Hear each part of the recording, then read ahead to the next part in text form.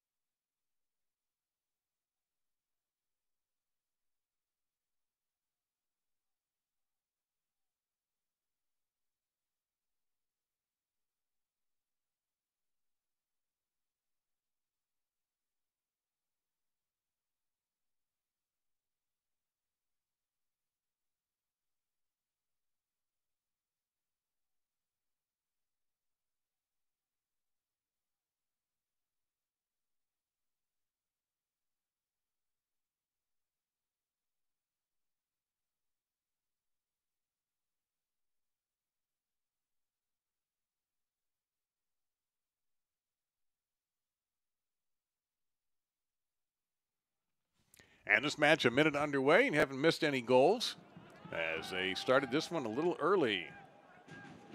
Farhad Darko is our referee tonight, and he does not want to wait around. He must have a plane to catch or something. I don't know. But early on, we're seeing that RGV, they're going to be the team that controls the possession in this game. And we see San Antonio looking to press high, trying to find a way to get possession deep in their attacking third. So that should be a theme throughout the match. RGV able to dominate possession. Will it lead to goals? Well, we'll have to find out. Here at HEB Field, beautiful facility, and a natural grass surface here should make it easy on the players. Breezy evening, and we'll see how, as the day goes on, and as this match goes on, how that's going to affect the two sides. You can see, just look at the goal shirt there of Restrepo, how that is fluttering in that wind. Around 15 miles an hour and gusting a little bit higher from time to time. This is Darnell King down the right wing, trying to go ahead, but just a little bit too ambitious there for Rochandel. Natural grass, the way the game was intended, or the surface in which the game was intended to be played. There's nothing better than a natural grass surface for footballers. I know it can take some tricky bounces every now and then, but still it's better on the knees. It's much better to play on natural grass. And it's a great atmosphere, good weather as well for a match, even though in South Texas it tends to get hot. Still warm, but nothing in terms of sunshine, clouds overhead, so should be a great, ideal weather for USL soccer today. A quick look at the 11s here while we have a moment for San Antonio. Of course, Diego Restrepo is behind the net. Your back line, Darnell King, number 2, Ryan Felix, number 3, Rushandel, the captain, number 11, and Greg Cochran, number 20. And we will have a moment here to set midfielders. Guadarrama, number 33, 8, Pekka, Rafa Castillo, number 16, Omar Gordon, 91, Jose Escalante and Alex Bruce up top, 23 and 28 for the visitors. And you see Aldo Quintanilla in your picture there. He is the main goal threat for RGV as Wharton will attempt, looks to be an outswinger here. Captain launches one up, headed off the mark by Cochran. And back out to Wharton. Most things go through Wharton. For RGV, he, according to Gerson Echeverry, is the key player for his side. If San Antonio can find a way to deny Wharton touches on the ball, that will help them win this match, or at least pick up a draw on the road. Quintanilla will go ahead and test Restrepo, who dove at the ball. It looked like it might have been going wide of the post, and now we're going to get a corner kick out of this. Yeah, Restrepo just playing it safe. He wanted to keep it in, but it was a hard shot there by Quintanilla, and it's a corner kick, another set-piece opportunity for RGV. You figure a big body like Padilla, or I should say Connor Donovan, might be the target here on this service from Wharton. We'll set that lineup for RGV. The first chance we get here is Wharton. In-swinger this time, comes in hot, far post too high. And now we'll have a throw in. So we've already seen Todd Wharton in midfield, joined by Pedro Aguilar. It's a 4-4-2. Nicolas Perea, Jesus Enriquez. Enriquez had a goal against Fresno the other night. Of course, Quintanilla and Matthias Zaldivar in the lineup. And on the back line, Kyle Adams and Omar Ontiveros is back in the starting 11. They are out wide. Connor Donovan and Manny Padilla, who came off the bench in the last game, they are the central defenders. And Nico Corti is back between the pipes tonight for RGV. And Rio Grande Valley manager Gerson Echeverry making a couple of changes in the back after they gave up 2 goals to Fresno. So shaking up the defense a little bit, but keeping Donovan as the anchor in the middle. And he had an own goal in that match against Fresno, so don't want to rattle his confidence by taking him out of the lineup. Give him a chance to redeem himself. That's a good pass ahead here, and an early threat. Chance to strike, and Restrepo rejects right off the bat. Oh, well done there. Nicolas Perea with the service, Quintanilla with the shot. One more in there, headed away. And Perea able to get in behind that back line. That's Cochran gets caught high, the left back. Perea able to sneak in behind him and then lay it off for Aldo Quintanilla. And Quintanilla was unmarked with plenty of space, and he definitely put some fire on the gloves of Diego Restrepo, but well done by the San Antonio goalkeeper to be in position to make the save. But an encouraging start for Rio Grande Valley about 6 minutes in. Manny Padilla thought he might try the long ball here, lays it off instead. Back to Padilla.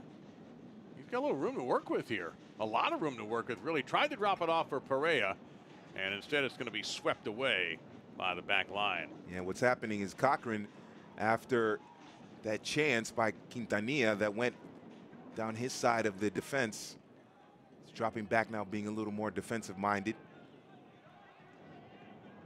And Cochran is on them. Oh, beautiful strip that time. San Antonio wins the possession and then promptly gives it right back. And then we also saw Rafael Castillo dropping back into that back line, kind of in essence making it a 5-man back line, especially with Cochran pushing up. So Cochran got burned early on, showed a little more discipline staying back. We'll see if RGV can exploit that or find a way to get in behind him again, or actually test the other side. But they are having most of the possession. That's a positive sign for them. Yeah, they've attacked down their right so far, primarily. And they're headed in that direction again, and that's just a little bit overdone. Yeah, they're noticing Cochran is maybe pinching in a little too far central, too far toward the middle. So they're going to try and get Aguilar out there out wide. And Omar Ontiveros, the right back for RGV, try to get those two down that side, make it a mismatch, a numerical advantage for them over Cochran, who got caught pinched in a little bit. If he pinches in too far in the middle, that leaves a lot of space out there on the left side of the San Antonio defense. San Antonio with 3 wins so far on the year, and RGV with just the 1. But they do have a fistful of draws already this year, so they are on the fringes of the playoff race. San Antonio is 2, which is a little unusual, but they have only played 8 games. They did not play a Wednesday game this week, as many other teams did, including RGV. They're in a stretch of several games, and so Echeverry is forced to juggle some lineups just to keep guys fresh. Wharton, here's a quick touch, and Restrepo with a beautiful save. Enriquez must have thought he had a goal. Oh, this is a mistake in the back by San Antonio. A poor touch, a poor clearance leads to an opportunity there. It is Darnell King with a poor touch off of his chest that essentially passes it to Rio Grande Valley, and then Enriquez is there for the shot. And a huge save by Restrepo. Already 3 saves so far by Restrepo. RGV testing the goal of San Antonio. Ryan Felix heads it off the line, but the pressure being kept on heavily here by the gang in orange. Just a low cross, and that was dangerous as it hit Cochran and actually went toward the goal for a moment, but bounced off a teammate. Cochran will try to get an attack started for San Antonio, but they cannot clear it. And this is some shaky defending from San Antonio right now, and it's because RGV is putting the pressure on San Antonio. We've seen that mistake by Darnell King that led to the Enriquez shot. And Gerson Echeverry wants to continue for his squad to put the pressure on that back line. San Antonio they're shaky right now, and if RGV can get a goal, that would be huge. This time they'll try down the middle. Back to Perea, who's been very active so far for RGV. Let's see if they go wide to Adams. No, they'll go wide, but instead it's Enriquez, who almost had a second goal in 2 games, but Restrepo denied him.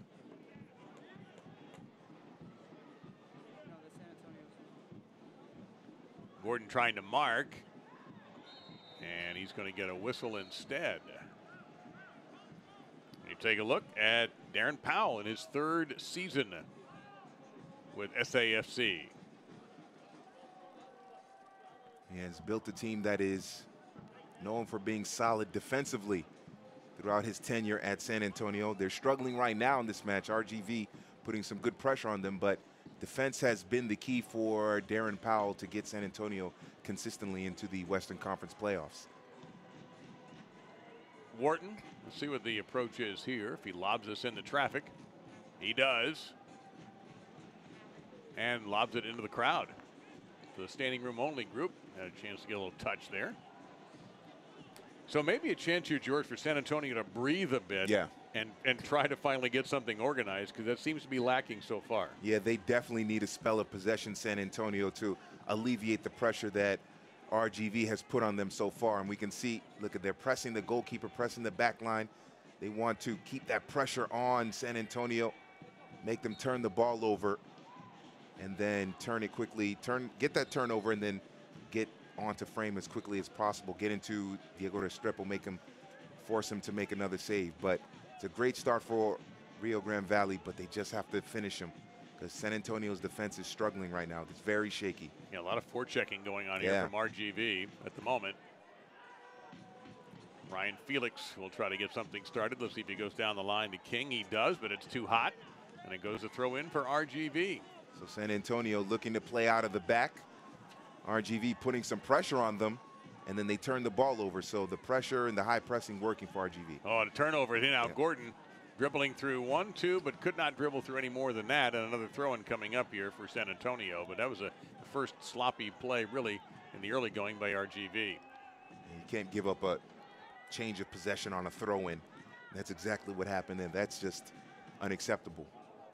Gordon marked by Adams, and that looks like to be deflected off of RGV, and it'll be another throw-in as they just keep inching down the pitch. Yeah. Now they'll take it in a different direction, back to Felix. we'll get a chance to see how well organized RGV, Rio Grande Valley, can defend. Captain Rushandel. They've looked very good, RGV, going forward when they've had the possession. Now with San Antonio with a little bit of a spell of possession, how can RGV respond defensively? How do they maintain their shape, their organization?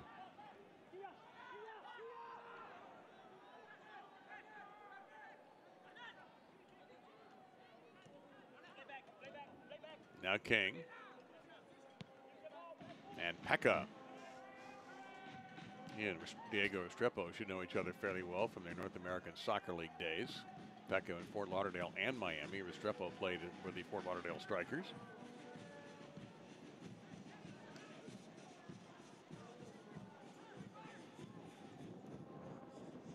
Taking that right side again, so their approach has been right-handed so far.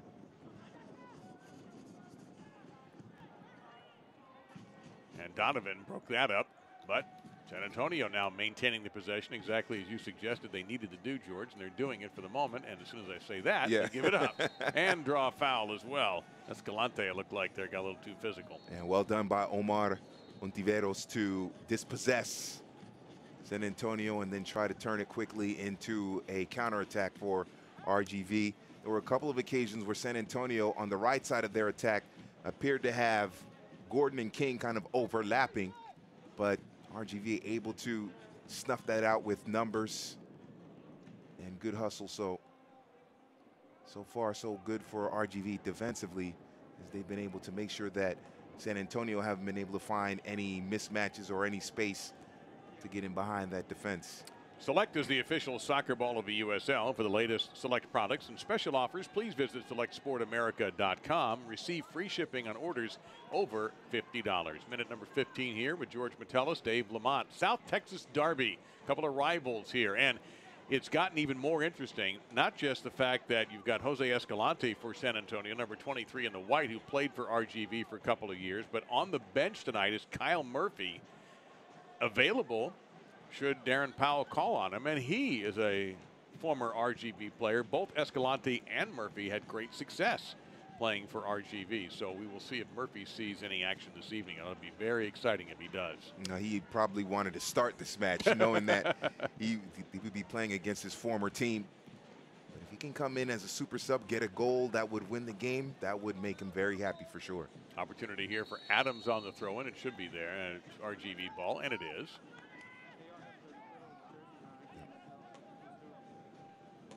This is a strong start for RGV. The high pressing defensively has been the key for them.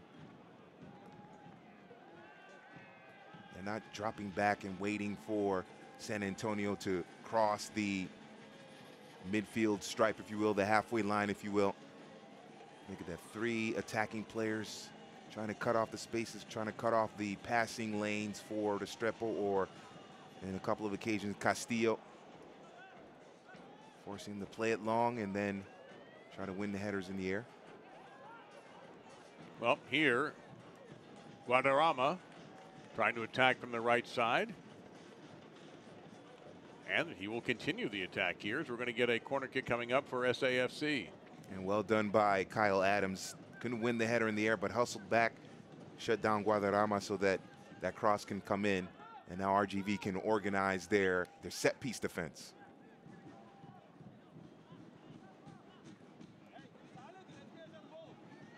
Outswinger here in the middle. Well, there was an unmarked San Antonio player on the edge of the 6, but they could not get the kick to him. And RGV now having a tough time clearing. A nice run there by Castillo, and he is taken down. And it looks like, Matias Saldivar, he's going to say that he got the ball before Castillo went down. Sliding challenge. Oh, no, not there. He did get the ball first. He got the ball first, yeah.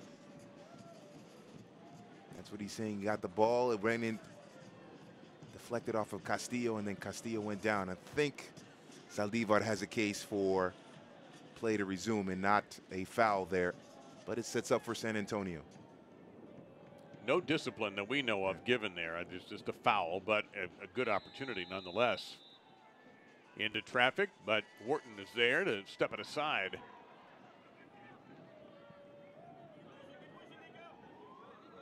San Antonio, look how quickly Enriquez goes out there to pressure the ball. No, that was sloppy right there. But that's because of the pressure of Enriquez there, winning the possession back deep in their attacking half for RGV. And Pekka a little more physical against Aguiar than the official preferred. Pekka and Castillo are going to be very important in the middle of the park for San Antonio. Wharton is going to get a lot of touches, so if they can neutralize him, that will help. And Restrepo will handle that. RGV ambitious. They're not perfectly executed, but they are certainly ambitious. Yeah. They're trying to continue to get the service to Quintanilla, and instead of trying to purposely serve Quintanilla.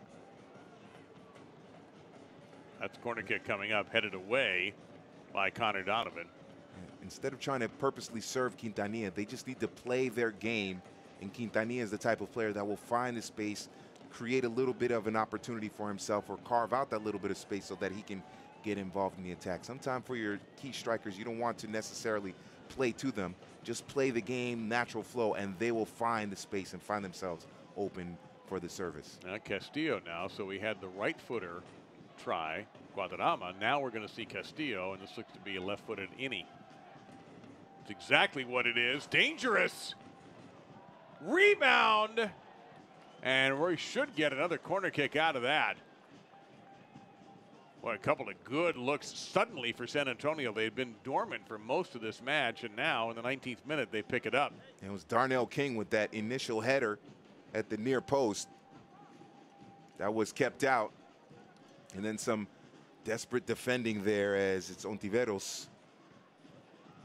And more threats out of the corner, but this time it will be a goal kick, and the threat has dissipated. Ontiveros comes up with a great save, and now we have an RGV player shaken up. Can't see the number. And that is number 8, and that's Perea. And did not see what happened to him, whether he got caught in the wash. Referee doesn't seem to be terribly concerned as Perea limps around a little bit. He's favoring his right knee. And just bodies hitting the deck in corner kick situations is not unusual. Always a lot of contact in the penalty area on a corner kick. It looks like Perea will be okay, but San Antonio, that's an encouraging sign for them that on 2 consecutive corner kicks, they have been able to get one player, a teammate, to get a head on the ball or a foot on the ball and challenge the goal. So RGV is going to have to tighten that up in order to keep that 0 next to San Antonio and win this match. Corti with a long kick. He's got a very powerful leg. Now, he might have some of that breeze behind him, but this guy's got a real rocket for a leg. Referee stopping play for a moment. We take one more look, see if we can find out what happened to Perea. Look at him taking a funky step. Yeah. Ooh, those are always the most dangerous. The non-contact knee injuries where you plant your foot, you twist it weird, and next thing you know, it's an ACL, an MCL, PCL, UCL, whatever the cruciate ligament USL, is. USL, whatever you got, man. Yep. Yeah. Now, physical play by Pekka. Just outside the box, but right on, and the rebound was covered as Guadarrama came in. If Corti had not been sharp with the rebound, Guadarrama would have had a great opportunity to put that away. And that came from quick turnover and then some good passing by San Antonio with plenty of space. So they're exploiting a little bit of RGV maybe playing too high or giving the ball away. Now Wharton with a nice interception. Looking to go wide to Enriquez. He will not be able to get there. And that's what I mean by ambitious but not executing there. There was a good example. The pass has just been a little long. And this is Alex Bruce. Look at him driving in. Right-footed shot. He drives right into the middle of the defense. And that makes it easier for Corti to make the save. Bruce scoring in their last match against Fresno. I bet that's a shot he will not be happy about when he thinks about it later today. Probably wouldn't. When he looks at the film, he's probably going to say, I'm going to go, I should have gone to the left, away from the defense, maybe spread it out, and then maybe cross it to a teammate who's cutting through the middle, or go near post with the shot. When you cut back into the middle, into the heart of the defense, you have to get that ball through 2 or 3 players and then the goalkeeper. Throw-in coming up for Kyle Adams.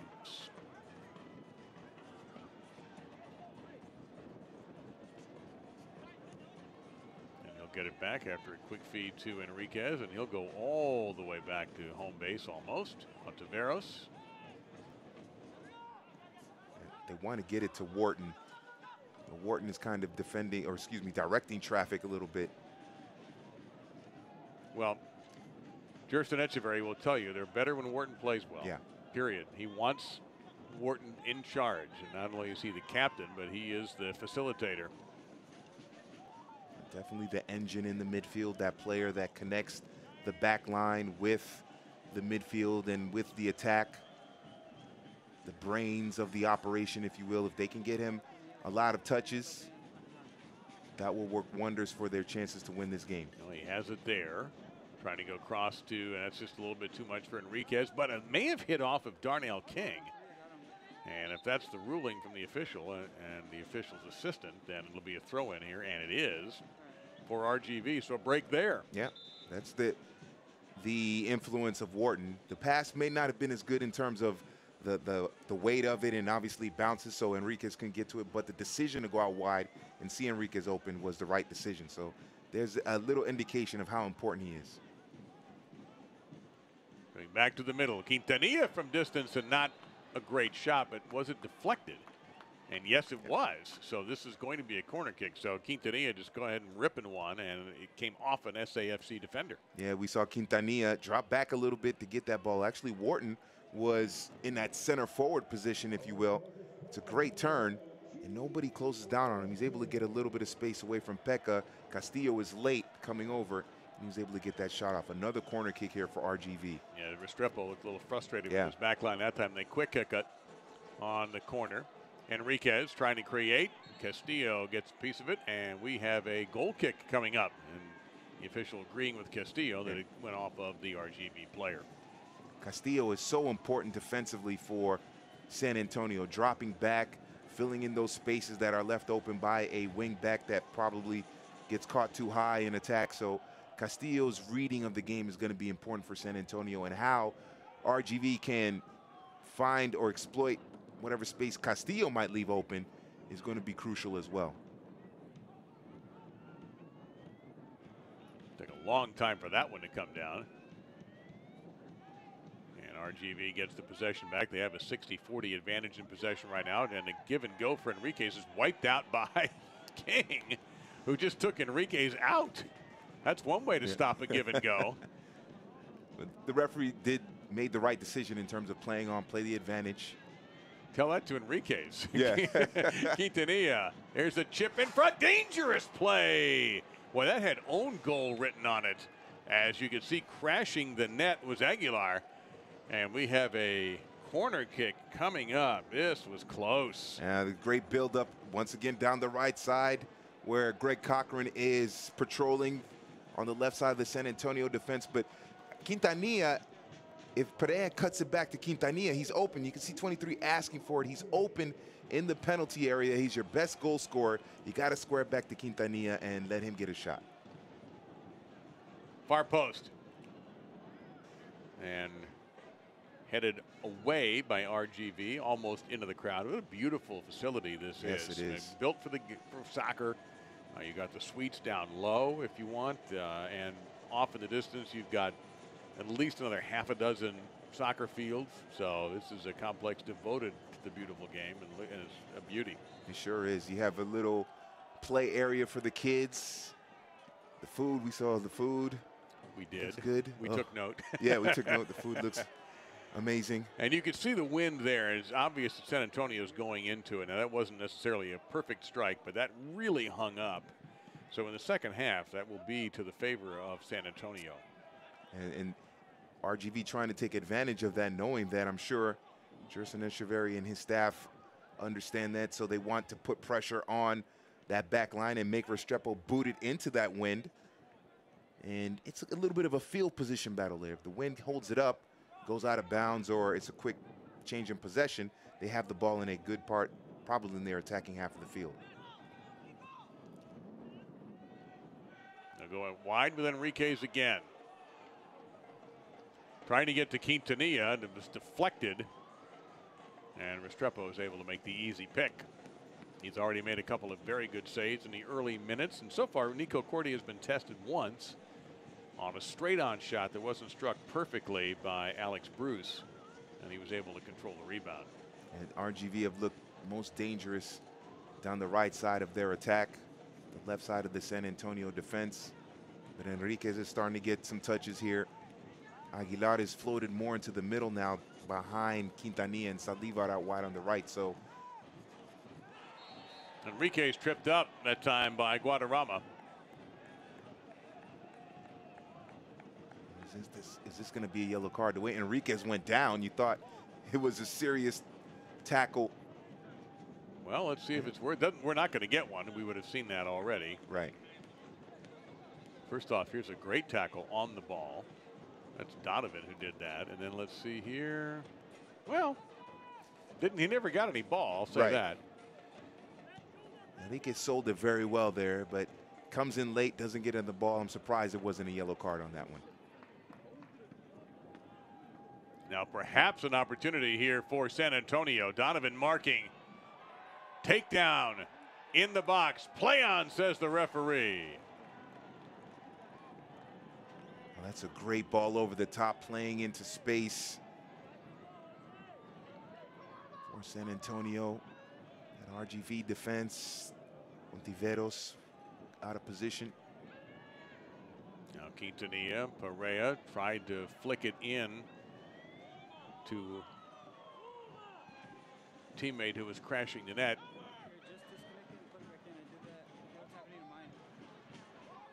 So no caution so far through nearly 30 minutes of action. Now we'll go wide. Omar Gordon.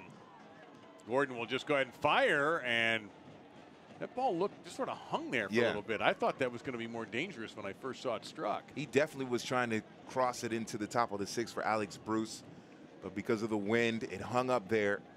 And Corti does an excellent job of reading it there and kind of adjusting to the flight of the ball. Flag is up. I thought that was an offside, and the referee's assistant is right on the spot with that.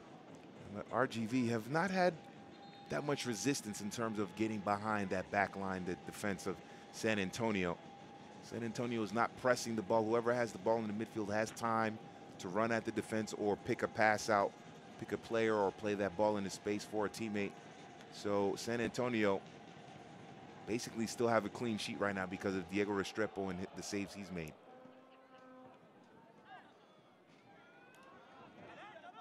Morton let that pass to Perea. Aguilar. Quintanilla, 3 goals and 2 assists on the year for this dangerous striker. And that is way out of play. Saldivar held up the attack a little bit. It was looking encouraging with Quintanilla, and then Enriquez making the run. Aguilar was able to get the ball and then run into space with Saldivar holding up the attack, and San Antonio getting the numbers back, and then just couldn't try to get that cross and mishit it. Get a player's perspective of all the action around the USL every Wednesday as the Tampa Bay Rowdies' Jack Blake hosts the Blake Down on the USL YouTube channel.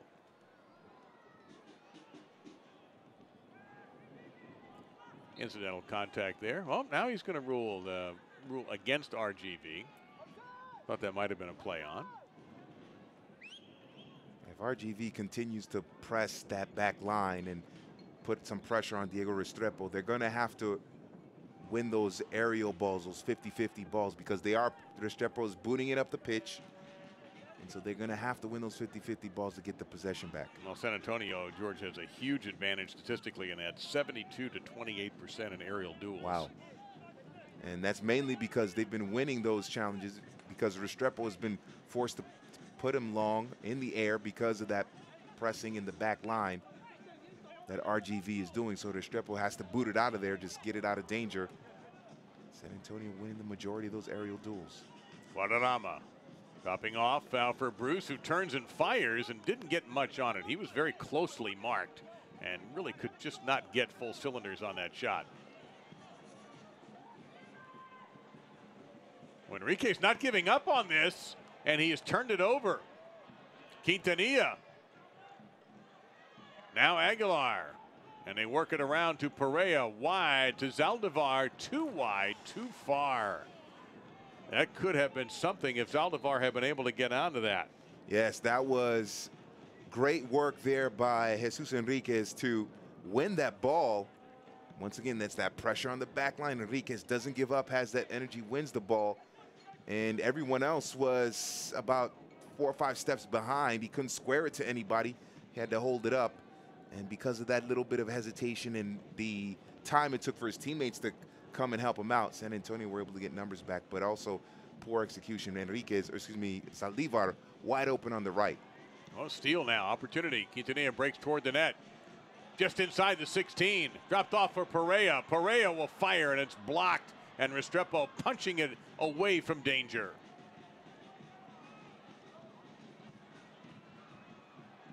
Tangling on there, we play on with advantage. The referee says, let's go, keep playing, fellas. I'm not stopping this. There's a rip from Perea, and Restrepo equal to the task yet again on a left-footed bomb. Enriquez cleverly gets around one defender, leaves it off for Aguilar. Perea once again fires, and it's just wide. Some magnificent football, some magnificent soccer from Rio Grande Valley. And it's all because of the hard work they're doing to regain possession. San Antonio's defense, I mentioned shaky. I don't know if there's an adjective that indicates worse than shaky. Shakier. Shakier, because that's what it is. Perea with a couple of excellent opportunities. That one took a deflection off of Rushandel. It's a corner kick for RGV. Wharton will fire. Far post. Donovan was up in the air for it. Headed once and off the line by the defense. Big collision there. No call. Zaldivar. Quintanilla trying to keep it in play. He manages to do so, guarded by Castillo, who tackles it out of bounds. And RGV keeps the pressure on. Yeah, it's pressure by RGV. See a big collision there. Ooh, I think Aguilar might have a case for a penalty there on Escalante. Well, he really belted him, yeah, and now did. turnover, and San Antonio has the ball. I thought it was an equal contact, but yeah. no, not when you see it again. No, Escalante was definitely the aggressor there in the area against Aguilar, but the referee allowing it to go because he saw that RGV had the possession, they had the advantage, so he played on. But RGV right now, San Antonio defensively, they're playing with no confidence. You don't see anyone of that back line or even Castillo or Pekka coming back to control the possession. The energy from RGV pressing that back line, being aggressive, that's been the key for them. Strepo well off the line to clear that out. He is very aggressive. He is not a stay-at-home keeper by any means. Well, he understands that as a goalkeeper, you have to make that penalty box area your domain. You have to be the aggressor and make sure that the opposition knows that if you come in the penalty area, it's my domain, my house. I dominate it, I control it. Diego Restrepo has made sure that RGV understands that in this match. Save percentage of 72, and it's up a little bit after what he's gone through already in this half. He has been tested. But it's been the effort and the aggression, that high pressing by RGV. Now Adams has a little room there, and he's going to be taken down by Ryan Felix, and Ryan Felix is going to get our first caution of the night.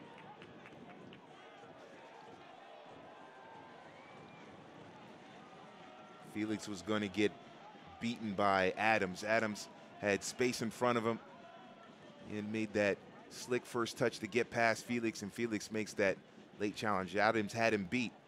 And no argument from Felix at all about this. He knows. Look, he thinks he doesn't because the leg pulls up, but his contact there, and Adams was going to blow right past him. So that's an easy yellow card for the referee to pull out. He did complain a little bit, but I think he also knew what was coming. So this is an opportunity for RGV to continue to apply the pressure and the vice, but can they get a reward out of all this? You see the view that Wharton has. Will he decide to maybe go for it all right here himself? Or will he be trying to set somebody up? If he could bend it around the wall to that near post, that would be magnificent. But I think from this distance, look out for Adams. He will go for it all. Ooh. And it forced Restrepo to punch it over the poles and then back into one of the pipes. Oh, Todd Wharton fooling everyone except Restrepo. Oh, this is a great swerve on it. This one is going in. It is going in. And that's painful. Yes. Because he has to sacrifice his body to keep this ball out. That ball was going to dip right under the crossbar. It's a brilliant free kick by Todd Wharton and a great save by Restrepo. I thought at first Wharton would loft it up there for Adams, but he was very bold going for goal and almost scored. That would have been the goal of the week if that ball had gone in. That is a tiny window he was trying to tuck that into. That was a pretty remarkable shot, but who's equal to the task for the man who owns the save of the week in the USL. Again, and this is headed up by the defense. Adams took a crack at it, couldn't get anything about it, and Castillo alertly clears it away. And RGV, this has been an excellent first half for them because of the possession, but it's been possession with a purpose. They've gone forward. They've been able to find the spaces, make the right connection in terms of passes. There have been a couple of missed opportunities, especially with Zaldivar on the right, but for the most part, they've been very effective for RGV. RGB has been very effective going forward. Now, Restrepo has kept them from scoring a couple of goals in this first half, and that's been the issue for so far is how do they beat Restrepo?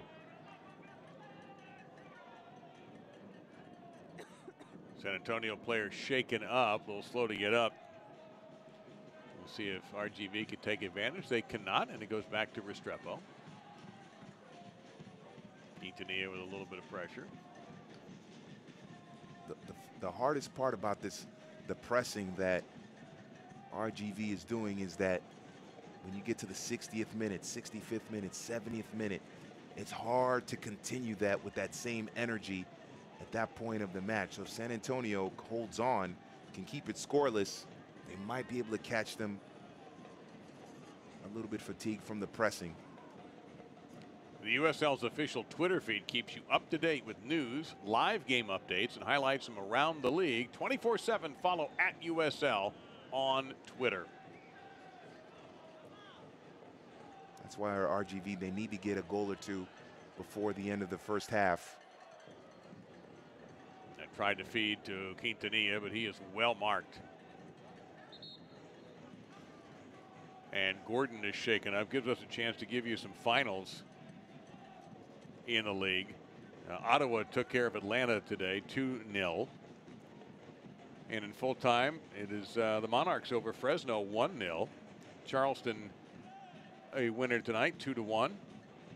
Richmond took down the Rowdies 1-0, and Charlotte in the 75th minute beating Cincinnati 3-1. That's impressive. Cincinnati, one of the better teams in the Eastern Conference. Charlotte is a team you never know what to expect. They can pull off these big victories and then look bad against other teams. So it's an impressive win for the Independents. If they can hang on, but they're running out of time in Cincinnati. They're in the 76th minute now, and Charlotte with a 2-goal advantage. Cincinnati, the top team in the East, so that's a big, that's a big victory for Charlotte. It'll be applauded in Louisville, that's for sure. Yes.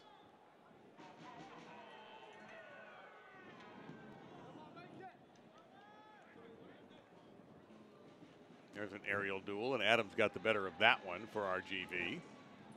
And he'll try to feed it to him again, and he will maintain possession as Guadarrama came up short on his slide.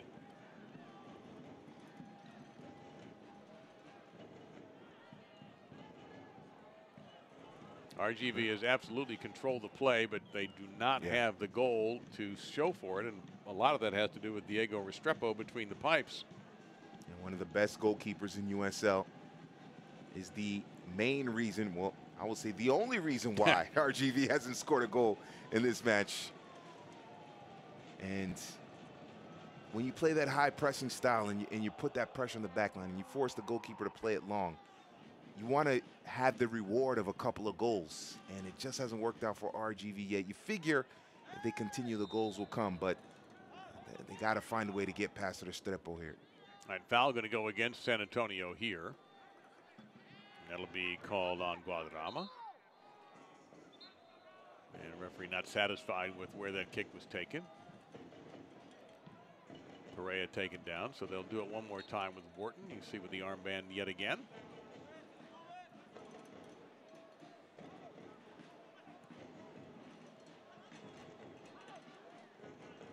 And San Antonio now trying to apply a little more pressure here.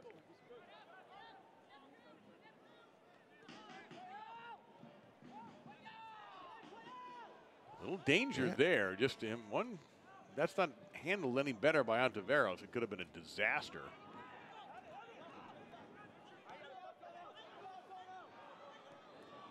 Trying to feed the middle. He had his choice, and the decision did not pay off. Yeah, that was Quintanilla. He saw that Aguilar was bursting through the middle.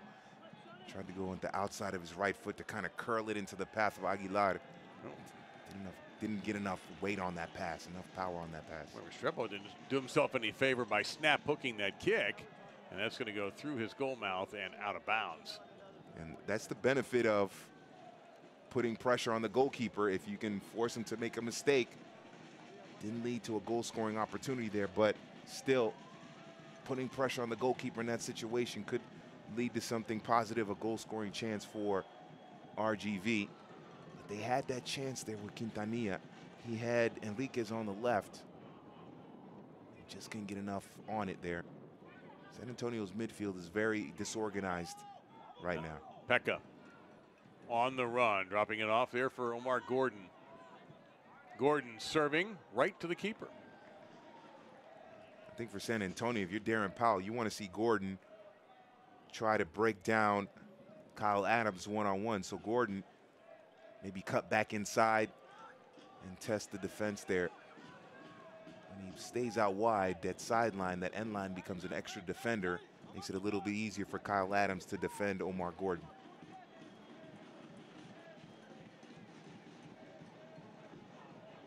Wharton tried to trap that, didn't do it very effectively, had to chase.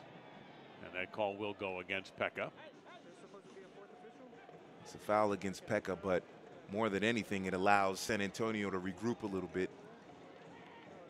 Should be getting our stoppage time announcement very shortly. Should not be a lot. We've only had one or two fairly brief moments where the players have been examined by not even a trainer, just resting a little bit. We have a minute of stoppage time added. There's our fourth official. Rio Grande Valley, what I'm noticing is Quintanilla now, it's a 4-2-3-1 with Aguilar pushing up often as that lone striker, and then Quintanilla dropping in behind him, and then you have Saldivar and Enriquez on the right and left respectively. I think Aguilar has to be the one that is the playmaker, and Quintanilla has to be the finisher. We're seeing a role reversal, and that's kind of slowed down RGV. You don't want Quintanilla too far away from the goal. You want him in and around the penalty area, and Aguilar to be the one that connects with Wharton to create opportunities and goal-scoring chances for the team. So I wonder if that's an adjustment that we'll see in the second half.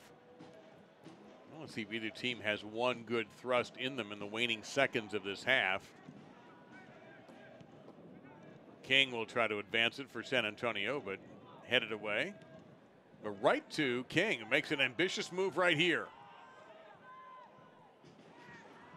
Top of the box. Give and go to King. He turns, and I think Adams might have gotten a tiny piece of that. But yes, that was something right before the end of the half. Oh, it's a brilliant touch over the top. I believe it's Guadarrama with the touch over the top for King, who continues his run.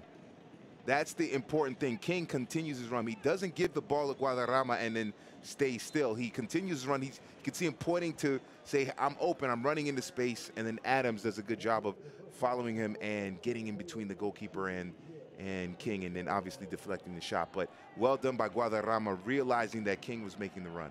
So we did get one last angry burst by San Antonio, but turned down by the RGV defense. And RGV seem to have the better of the play, but don't have anything on the board to show for it, while San Antonio, a quiet first half for them, although it almost ended spectacularly with the effort by Guadarrama and King nearly getting the first goal of the match. We have a lot for you at halftime, including that save of the week we mentioned with Diego Restrepo. Who's scoring in this league? Who's not letting you score? We got a lot planned for you at halftime, and of course the highlights as well. You're watching the USL with Rio Grande and San Antonio in the South Texas Derby going to the dressing room and knotted at 0.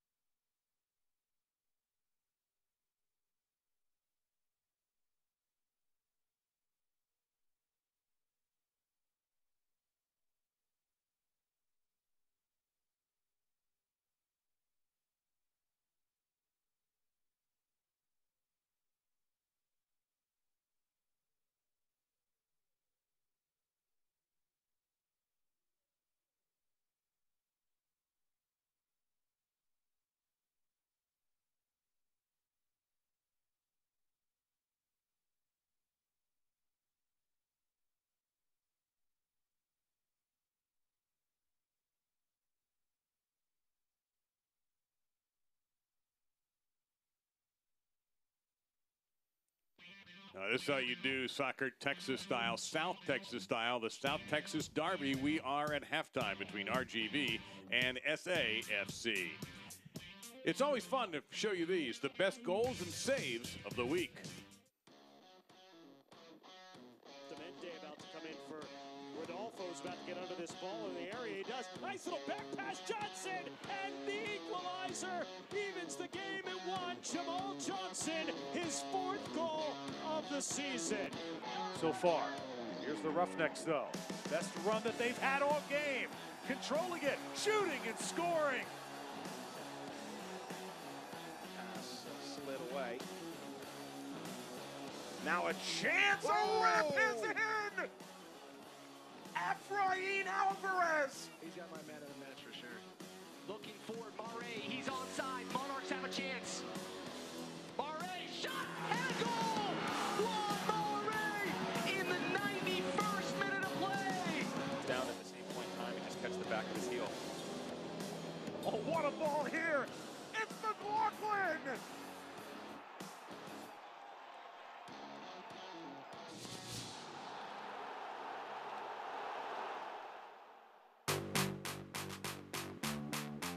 To the right side, blocked out of harm's way. Allows Restrepo to get back in. Casares a chance. What a save by Restrepo. It was another fantastic save by Diego Restrepo. This one delivered in dangerously to the penalty area. Great save by Maxime Crépeau off that close-range header. Oh my goodness, that was an absolute terrific save, Graham. Cashier from distance. Pushed up and over the crossbar. A good look, and that one had eyes for the back of the net. Gets away from his defender, now sends it in towards goal. Headed save, Marcinkowski. Rebound won't go either, and Reno able to clear it away. Comes to Walker. Walker will have a go! It's a great save by Williams to pop it over the bar. Of course, George, the natural enemy of those great goaltenders. This foursome right here. Yeah, some great players here. You look at the leader, Carlton Belmar, a huge reason why Swope Park Rangers is in a playoff position in the Western Conference. So if he can continue to score goals, they will be a serious contender for the USL Championship. But lots of goals being scored all around in USL. And we take a look at our USL save leaders, the opposite of the goal leaders, of course. If we see Andre Rawls on top, none of the goalkeepers in our match in this list, but this is a solid group right here. You look at Andre Rawls, he is the league leader in saves, and it's the main reason why Orange County has the best defense in the Western Conference in terms of goals conceded. They have, right now, the best goalkeeper in the league. Diego Restrepo might want a word with you when this is over with, but we'll see how the second half goes in this South Texas Derby when we return.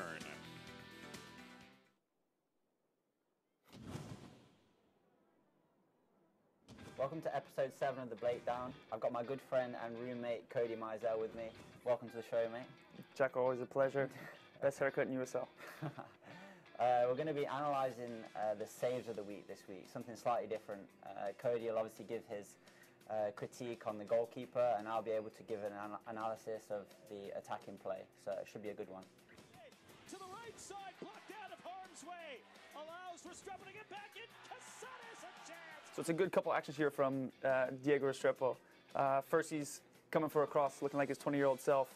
Second one makes himself big and gets himself in a good position, and honestly makes a good save, push over the bar. Yeah, from an attacking perspective, Fresno here, when Bustamante picks up the ball and Restrepo is literally 2 or 3 yards in front of him, he makes the great decision to pass it. It gives his team the opportunity in the defense of San Antonio to get back and get into a good position. So Restrepo makes a great decision. It's very forward thinking, it's on his front foot, and it's a fantastic play. This one delivered in dangerously to the head of the area. Great save by Maxime Crepeau. So this clip has a couple good things in it.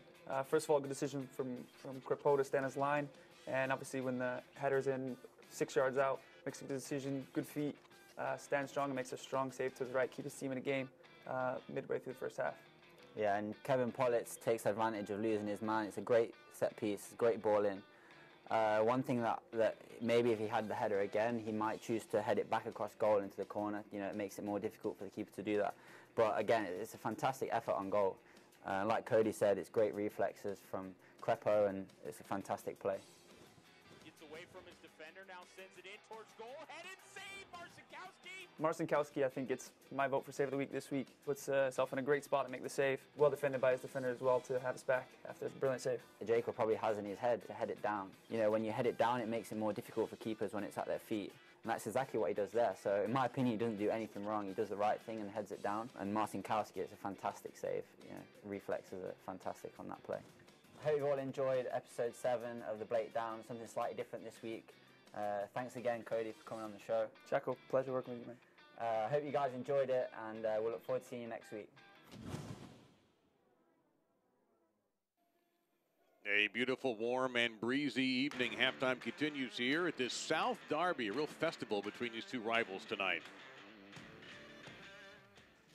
Take a look around the USL news and notes. Congratulations to you fans out there, and of course to the USL for setting a single-week attendance mark, a little over 105,000. Phoenix and Ottawa setting team records, so on behalf of the league, we thank you, fans, and yes, please come again soon.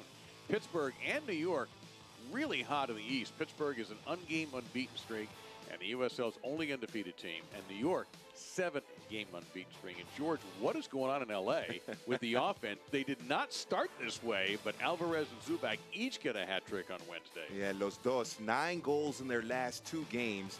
They had 2 goals in the first 7 games of the season. An explosion of goals. You figured with that drought in the beginning, the goals were going to come, but we didn't expect 9 goals in 2 games. It's been amazing for Los Dos and LA Galaxy, too. Well, they headline our look ahead at some important games in the Western Conference. They take on P2, and that ought to be fascinating on an afternoon affair on a Friday. San Antonio and Tulsa.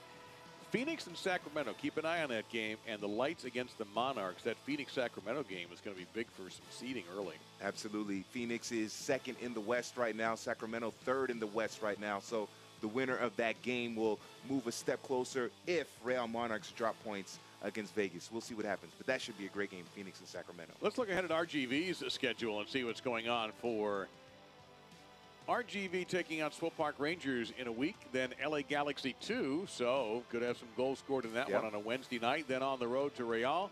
Again, Portland Timbers 2 on the 9th, and then OKC Energy. Now that team is really struggling to score, but in a month from now, who knows, maybe they're going to turn their offense around as well. In the meantime, halftime about to wrap up. George and I will return with a look back at the first half, highlights and everything. You're watching United Soccer League.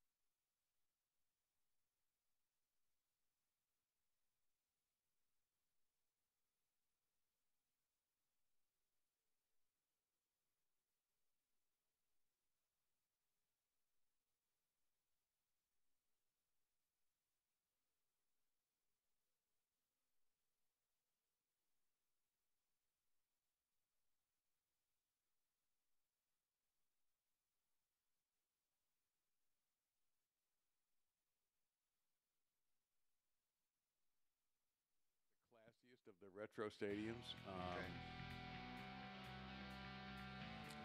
So halftime almost over here in this 0-0 tie between RGV and SAFC in the South Texas Derby with George Metellus, Dave Lamont. Let's take a look at some of the stats and some of the highlights in this first half. And this is one where Diego Restrepo again comes up big for San Antonio FC. He is the sole reason why RGV does not have a goal in this match. They were pressing high. They put a lot of pressure on the back line of San Antonio, whether it was the left back, the right back, center back, goalkeeper, didn't matter.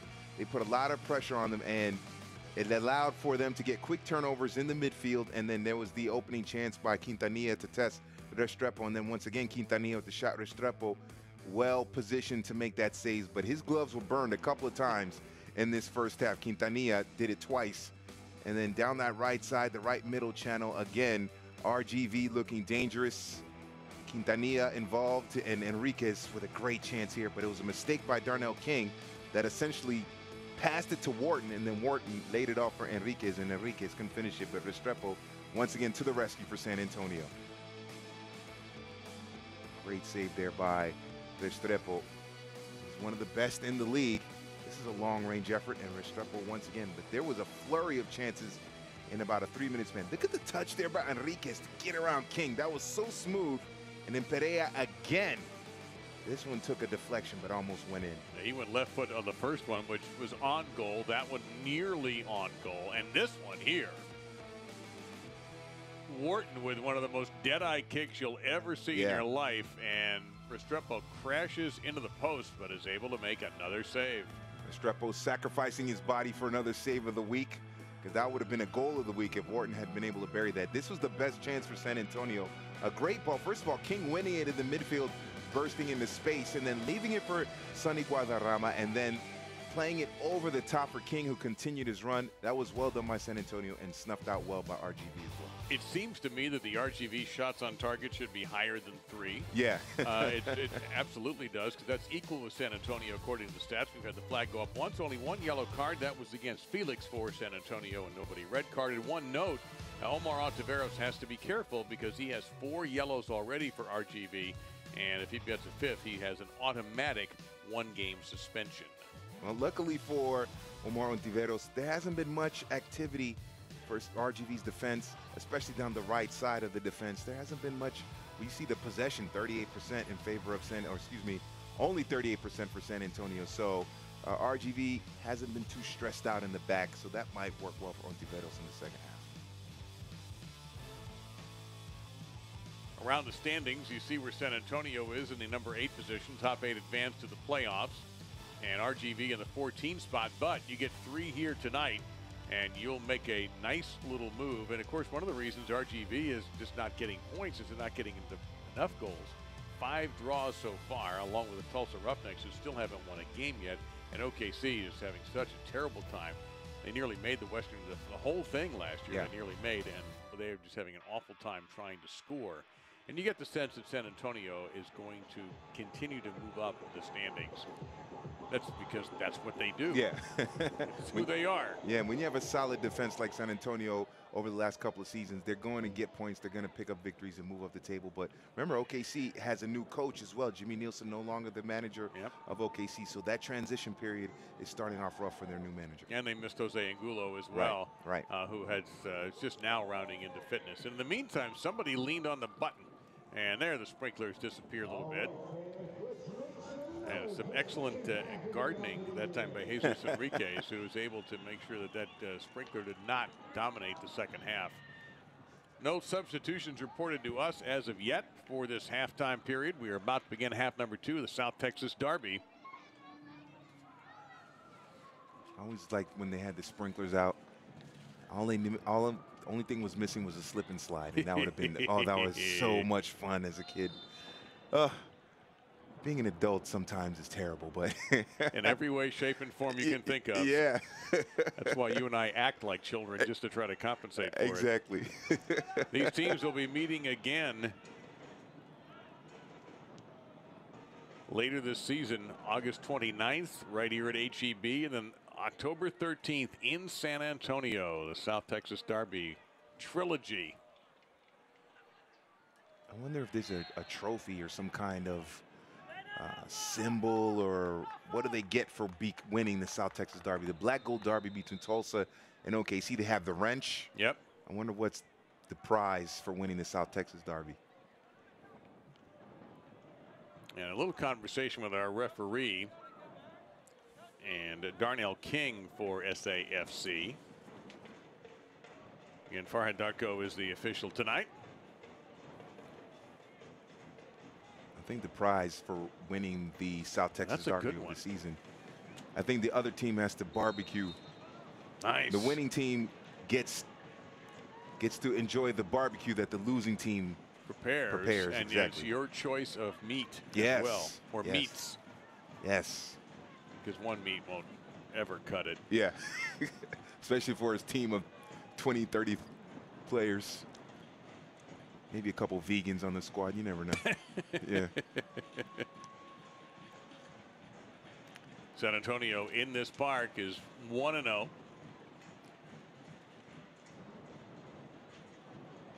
And in checking the notes, I don't see anything that explains what the winner gets. We may be changing that tonight. I'd have to hashtag South Texas Derby.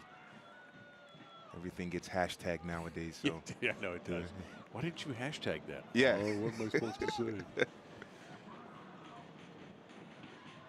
Looking for the handball, and they're going to get it. Pekka was very quick to aid the referee in pointing out that he saw a handball, and it looked like from here it did strike the hand of the RGV player. So San Antonio gets the free kick out of it. For San Antonio now, the way they counter RGV, what RGV has done is Pekka's going to have to get more involved, while the Rama might have to drop back and get more involved in the possession for the San Antonio. A good touch there. And now a threat here for RGV, led by Perea. Drops it off Quintanilla. Now Aguilar, and Restrepo is equal to the task again. He had a clean look at it. That was a pellet. That was hit hard, but another save by Diego Restrepo. And a corner kick coming up. Oh, I thought that Aguilar was going to play it out wide to the right to Zaldivar, who was unmarked, and then especially with Quintanilla making a run into the area as well. It was a well-worked counterattack by RGV.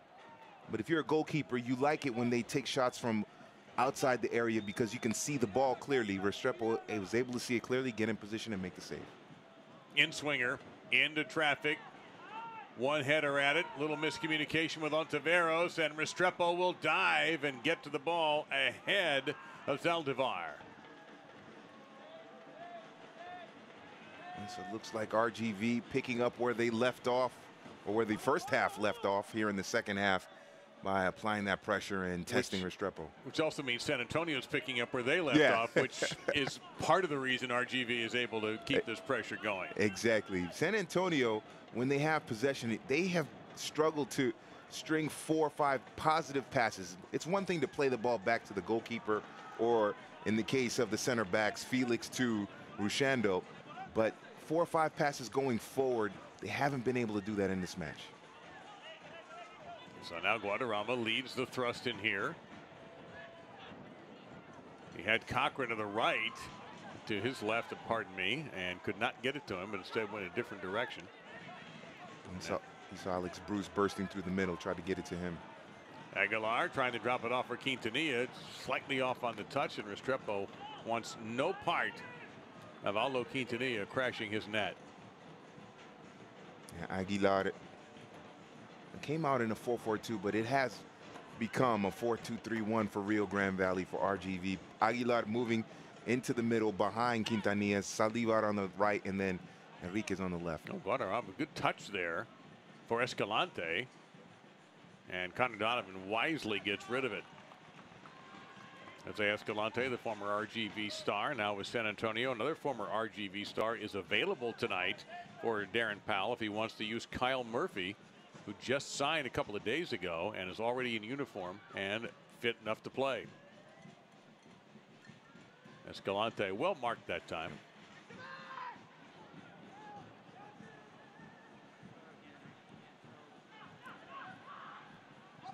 How much better RGV is passing their midfield compared to San Antonio.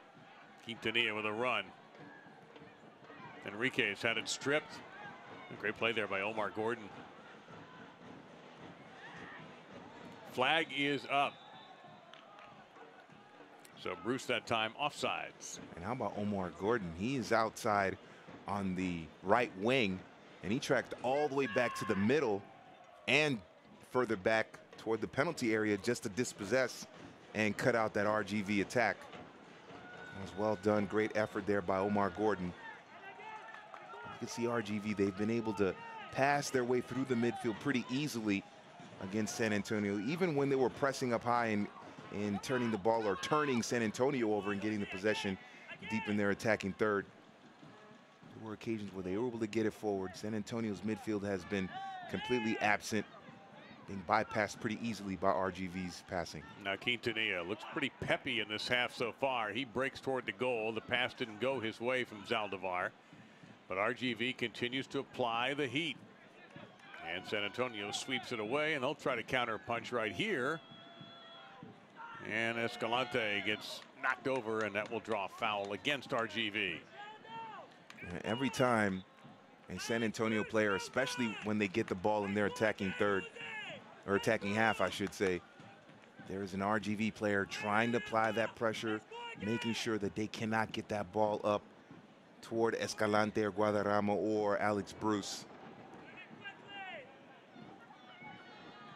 It's been a strong, energetic effort by RGV, to say the least. Now the question is, can they keep it up in the 75th minute? And Gordon is a little bit of everywhere right now. Makes one nice move, looking to drop it off, but he cannot complete the pass.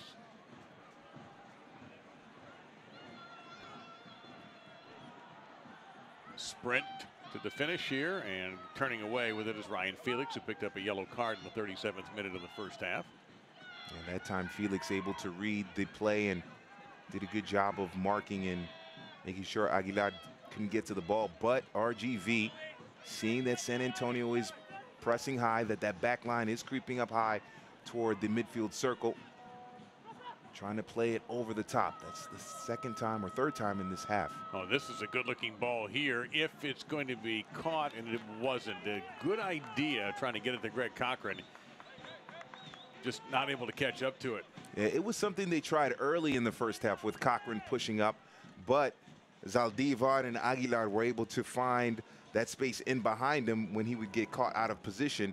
And so Cochran was forced to drop back and maintain that line of 4. And then obviously when you have 60-plus possession, he's not going to be able to go up as much. Whistle here going to go against SAFC and against Guadalajara.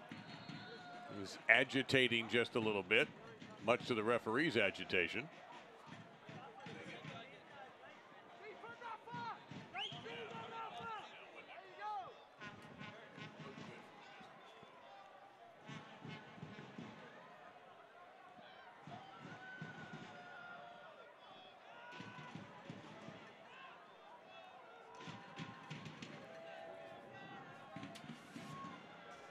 Throw in coming up. It's going to be for RGV, not for San Antonio, as they tried to sell to our official. If you want to get exclusive video content and photography from across the USL, then you have to make sure to follow the league's official Instagram account at USL Soccer. That Enriquez Darnell King matchup has been quite a battle. For the most part, Enriquez has won those one-on-one encounters. Escalante breaking through on a nice run here. Lost possession of the ball. And RGV, he had so many, it was like a skier going through about 4 or 5 gates going downhill, but one gate got him. Darren Powell's wondering why that gate didn't lead to a foul, and it would have been a very dangerous free kick position for San Antonio had they gotten the call, but they didn't. Right, San Antonio, it was a great run by Escalante. Right at the end, it looked like he got a little bit out of control, and a clean tackle to get the ball away from him. Cochran now to Sonny Guadarrama. Guadarrama will get the call. Let's take a look at Escalante here, weaving his way. This is beautiful. Yep, getting around Perea. Perea has to be careful because if he fouls him from behind, that's the yellow card. Escalante going down very easy there when he ran into Omar Ontiveros, trying to get a free kick opportunity. Might have been a little bit out of control toward the end. Yeah. And I think that's why he went down trying to draw a foul. And yeah, the referee made the right decision. The beginning of the run, he defeated about 3 or 4 players. So now you got Guadarrama. Well, he tried to go on goal. He's got 1, 2, 3, 4, 5, 6. He's got 7 down there, 5 inside the 18, and 2 more ready to crash if necessary.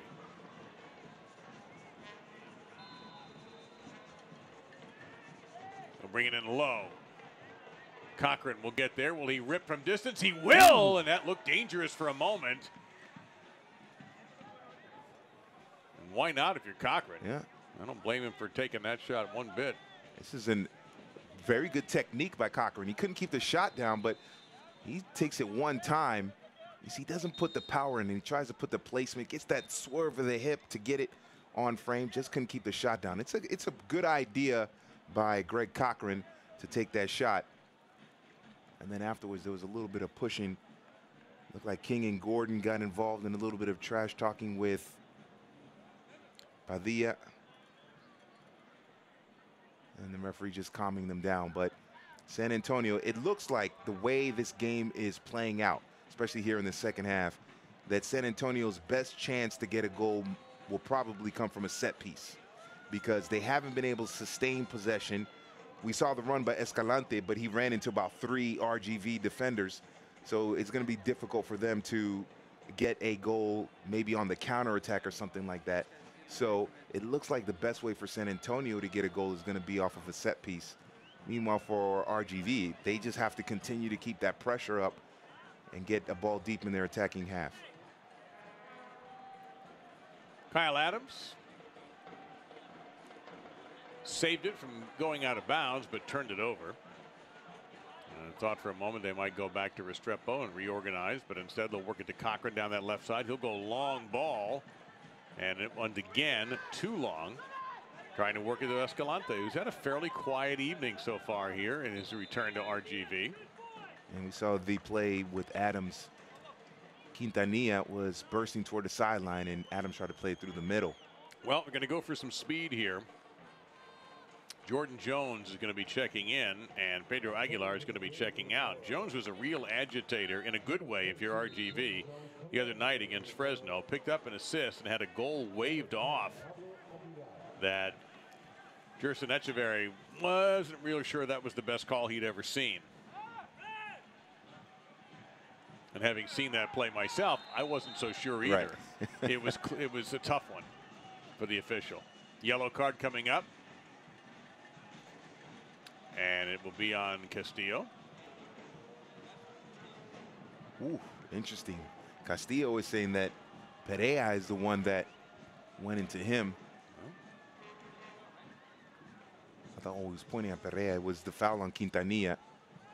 And he went to ground very quickly there.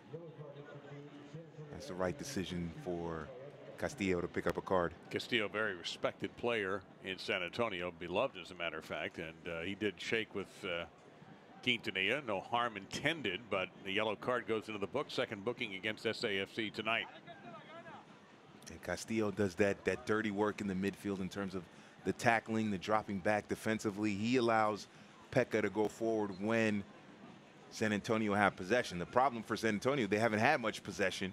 RGV has been able to pin them down, pin them back throughout the entire match. It's been pretty much at 60-40 in favor of RGV almost the entire night. And that is not going. That last call there is not sitting well with San Antonio. The ruling to play on. They thought the ball was out and it should have been theirs on a throw in. And they tried to earn it back there from Darnell King, but he lost it to Adams, and RGV continues to keep the ball. And now we're going to get a tackle away. And he's going right into the pocket for the card. And that's a third booking against San Antonio. This one is going to be on Guadarrama. Well, it's not a derby unless you get at least 2 yellow cards. So we have now 3 yellow cards. As this South Texas derby is starting to heat up. Now we just need some goals here. But this is working in favor of RGV from a psychological perspective, because now Castillo has a yellow. He can't be as aggressive in the midfield. Guadarrama has to be careful dropping back. He can't be as aggressive in terms of tackling in the midfield. And it's Felix with the other one, the center back. So he has to be careful as well. 3 key players, especially defensively for San Antonio on cards. Gordon fighting for possession there. Gets by 1. Gets by 2. Gets by 3. Gordon lays it off beautifully. A real threat here for San Antonio. Can they take advantage with Bruce in front of the goal mouth? Pass comes out. Players just fell down that time. Castillo, I think, slipped. We play on. He's got to get back on side. And in fact, I think the attack hesitated while he got up off the ground. That was a dangerous looking buildup. Yeah. Donovan will head it. Gordon playing some inspired soccer in the last 10 minutes. And a throw-in coming up for San Antonio. And the second time we've seen a San Antonio player slalom through that midfield and run into space and threaten RGV's goal. And then at the very last minute, they shut it down, preventing a shot. Bruce posted up. Oh, that was dangerous with Escalante there. He just couldn't quite connect. He'll go for a beautiful steal. Escalante, he's pulled down from behind. And that should be a card, I would think, by against Zaldivar. Yeah. Yeah. He grabbed his jersey. That's an easy one for the referee. That's an obvious yellow. But I also don't know what else he could have done, because Escalante has a spectacular steal here. Well, look at Zaldivar. He makes the mistake of not clearing the ball out. You can see the hesitation there, and it's a great sliding challenge by Escalante. Right there, he should have just booted it. Instead, he hesitates. That allows Escalante to slide in, and then he has to pull him from behind. That's an easy call for the referee to make. And now San Antonio with a great chance here. And twice San Antonio slaloming through that midfield to get a chance. They didn't lead to a shot, but still looking very dangerous. RGV cannot allow that to continue. Nice count, 6 white jerseys in that pile down there, and we'll see what Guadarrama does. Like Rushandel is kind of boxing out. Well, after all that, he sends one off to the auxiliary soccer field. Yeah. That one's still going. was a clever little duel there. That's a missed opportunity. I'm sure Darren Powell is fuming at that because it was a great chance for San Antonio. We saw Rusciando and Connor Donovan. Rusciando was kind of boxing out, to use a basketball term, Donovan, and that would have allowed a runner to get into that near post and get that header if the free kick, the kick was actually executed well. So that might be something to watch for. Again, we'll see if Rusciando can use his big body to kind of screen a defender to get one of his teammates free on a set piece. Gordon is going to be called for the foul here on Adams, who is shaken up. No card from the official as of the moment. Take a look at the foul here. A little dangerous. Yeah. I think Adams sells it, but you can see that leg comes up. Or actually, it wasn't even the leg. It looked like maybe the elbow or some part of the arm hitting Adams in the face. That's what he was favoring. Gordon might be lucky he didn't get a yellow card on that one. There have been so many in the last few minutes. We've had yellow cards in the 59th, the 60th, and 62nd minute. Now a little pressure from RGV. Good feed off here. And Quintanilla could never get a shot he liked. This is ripped wide. Oh, and Wharton frustrated what might have been. But Quintanilla just had a short. Yeah. Quintanilla, his first touch is not very good, and so he has to regroup. That allows the San Antonio defense to collapse on him. But what it does do is that 4 players converge on Quintanilla, and the rebound comes back to Perea, who squares it for Wharton. So that actually, Quintanilla's bobbling or inability to control the first touch attracts so many players that it gives Wharton some space to take that shot. And unfortunately for RGV, it goes wide. But Quintanilla is your leading goal scorer. He's got to have a better first touch so that he can get a shot on frame. Now here's Jones, just off the bench for a few minutes. Will they go wide here to Zaldivar? No, they go back toward that left side. Thinking about it from distance was Perea. And instead, his pass was blocked, and Perea gets it back. But he's got to start the attack all over again by going all the way back to Connor Donovan and friends.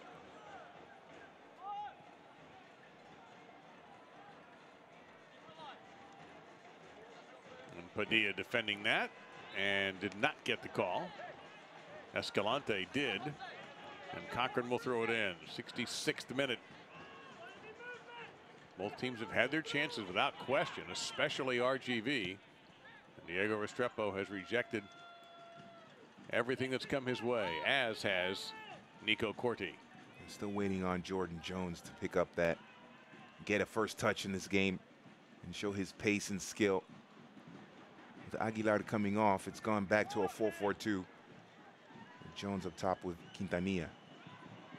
Bruce trying to get through to Castillo. He is bumped off the ball, and Corti is there to pick it up. That's good defending by Padilla. Gets in between Castillo and the ball and allows Corti to get onto it. And San Antonio, we've seen a couple of occasions where San Antonio, if they can get that ball at that half circle at the top of the penalty area, able to find a way to get it through to a player making a run into space. We saw it in the first half, right before the end of the first half. Didn't lead to a goal, obviously, but it seems like that is there for San Antonio. RGV has to tighten that up a little bit. RGV on their way to another draw. It'll be a 6th draw. Or can they find one here? Trying to go for the give and go to Quintanilla, and it's swept away nicely there by Rusciando. It's well done by Rusciando, but Perea has to run into space as well. And Corti will handle this as he had a good look at the eyes of Jose Escalante, who was threatening. Yeah. Quintanilla was making the run into space, but Perea is just standing there. Perea has to make that run before Quintanilla does. Even if he doesn't get the ball, it might be enough to take a defender with him, and then Quintanilla on the secondary run gets into that space, and then he can receive the pass there. But Perea just standing there allowed the defense to kind of stay stagnant, stay in their lane, and didn't move the defenders. Sometimes movement off the ball, even if you're the player off the ball, you don't get the pass, it can distract the defenders, move defenders with them, and open up spaces for your teammates. So Perea didn't make that run there, and it might have cost them a chance or cost a better connection with Quintanilla on a delayed run secondary. We're getting to that time of the match where you're going to start to see some substitutions. There's a long ball and no trouble for Nico Corti. So San Antonio still has all of their substitutions to make, and Kirsten Echeverry has 2 to go for RGV. So what direction will the managers take? Going to be interesting to find out. Don't see anybody near the 4th official yet.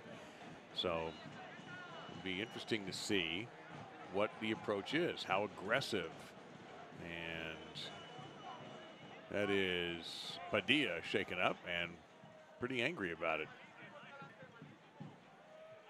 Padilla has, we've seen him kind of float out to the right a little bit.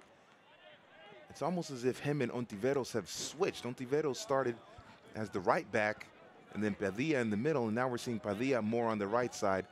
So Padilla moved out wide to the right. Ooh. Wow, Escalante did that and just stepped on him. That's a yellow card at least. Yeah, and that was not awarded by the referee. Escalante deserved the yellow card for that. That was late. Yep. And dangerous. They would say cynical, as our friend Thomas Rongen would say. Yeah. Cynical. Ball here inside the 18 for Enriquez. He's pushed off of it by Darnell King, who gets rid of it. And for a moment, Enriquez had a chance, but again, much like Quintanilla, just couldn't gather himself. The first touch, not the best. And then also a little bit of a hesitation. You see the first touch, it goes past him. He tries to control it off that first touch, and it goes right behind him. That allowed the defense to recover. And Restrepo gets there well before an RGV player. First touch is so important, especially in the penalty area. If you can get a good first touch on the ball, you can create, obviously, goal-scoring opportunities will come up and will happen more frequently, but it's so important that first touch. Quintanilla had that chance. The first touch wasn't smooth. There, Enriquez, his first touch goes behind him, and it could cost them 3 points especially if San Antonio can hold on to the draw, or if San Antonio get a late goal. So first touch in every part of the field is so important.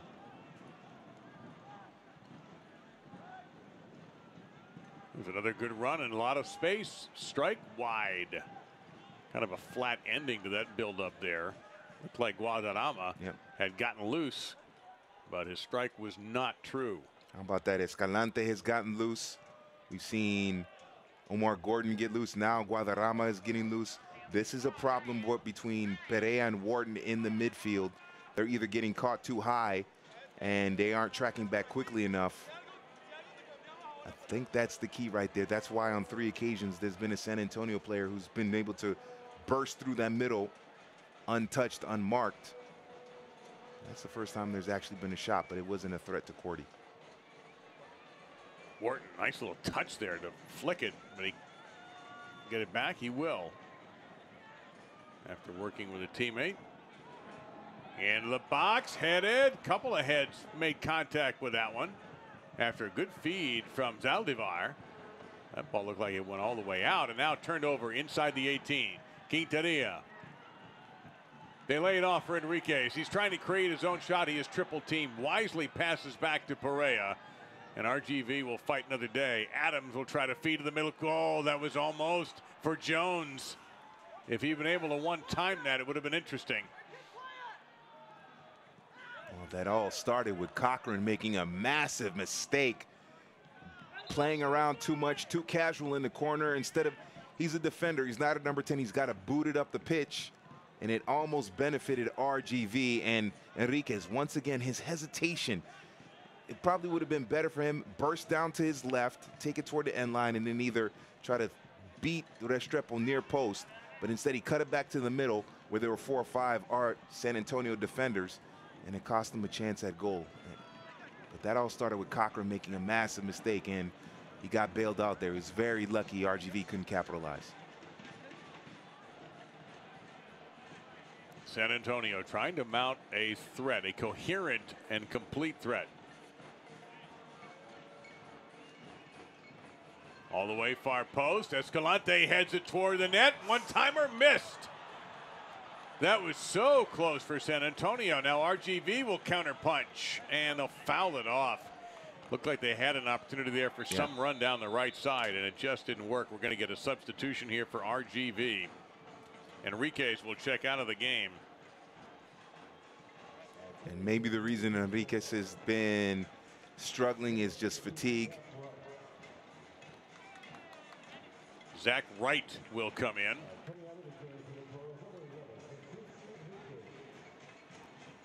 Enriquez played well, good effort, putting some pressure, but just unable to finish it.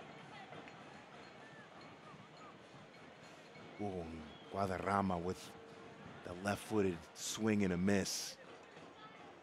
Zach Wright out of Smithville, Texas, number 18 comes in. Still no changes at the moment for San Antonio. Cochran pushing up. Give and go, came and went.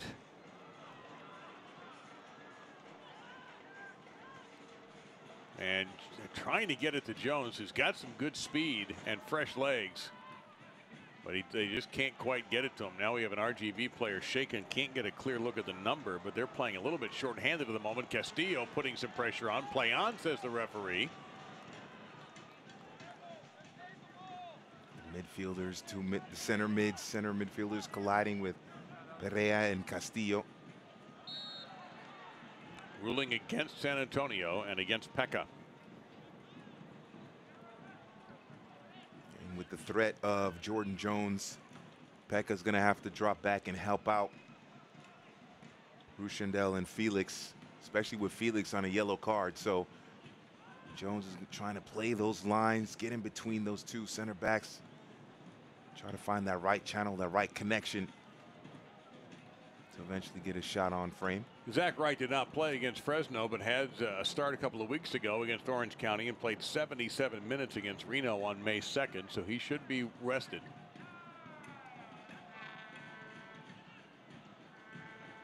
He is looking for his first goal of the season. Out wide, Zaldivar, and just let it go. That happens. Lost his concentration. Well, they've made a substitution where you had one winger come off and Jesus Enriquez. Maybe Zaldivar on the right side is getting a little fatigued as well. Well, that's a pretty obvious foul on Padilla. And Padilla has moved over to the right back position. He started the match in a central defensive role as center back, but he's moved out wide to the right. Ontiveros in the middle. My guess is that Ontiveros, a right back, a little more pace, so you put him in the middle to stifle any counterattack that San Antonio might have. Want a player with some pace in the middle. Now Bruce looking lively for San Antonio. He's played the entire match, as is everybody who started for SAFC to date. No changes yet for Darren Powell. And no Kyle Murphy yet either against his old team. RGV on the road against Fresno on Wednesday night, making the trip from Cali back home to South Texas.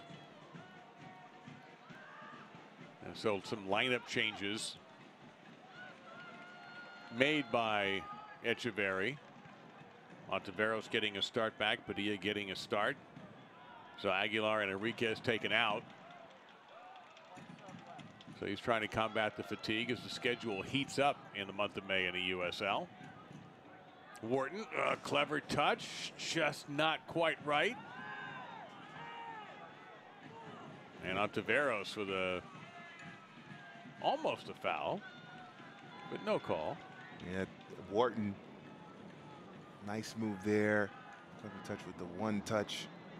Trying to play Quintanilla through. Quintanilla didn't make a run into the box. He just went horizontal across the top of the penalty area. And there's a grab and a booking, and it's going to be on the captain, Wharton. Grabbed an arm is what I could see there, and I don't know what else I could see, but Wharton definitely grabbed an arm. That's yellow card number 5 on the night, 2 on RGV. Zaldivar has the other one. And once again, there was the threat of a San Antonio player running through that midfield, as we've seen in this second half. And so Wharton pulling the player down and going into the book. They call that a professional foul. Yeah, it's not harmful. Nobody gets hurt. Right. But it also stops somebody from scoring. And it's a chance for RGV to reorganize that defense for the set piece. Interesting, I talked to the top here, George, about how Diego Estrepo has 2 clean sheets. Both those clean sheets, nobody scored in the game. Scoreless draw with Los Dos and at Fresno. Both have been on the road, and they are on the road again, and possibly a scoreless draw here. A couple of California teams, he's even able to keep a clean sheet.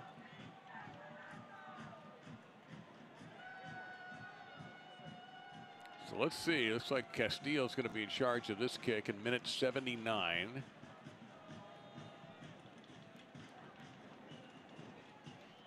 Rushando might be the player to look out for here. Launch toward, and whatever it was, it never happened. In court, he gets it, and now RGV will try a jailbreak. Padilla spreading up the right side, unmarked as the defense backpedals. He'll switch. And it's knocked away. King got a piece of that, but not out. And tried to get it to right on that far side. Now Jones with a quick touch. Padilla trying to get to right. Will he get there first? He didn't. In fact, it was almost a tie. And that effort will result in a goal kick. Tremendous defensive effort for San Antonio that time. Yeah, well done by San Antonio to stay organized. Keep that back line in unison. We're going to get the first change made, and Guadarrama will check out of the match. Mikey Lopez will come in.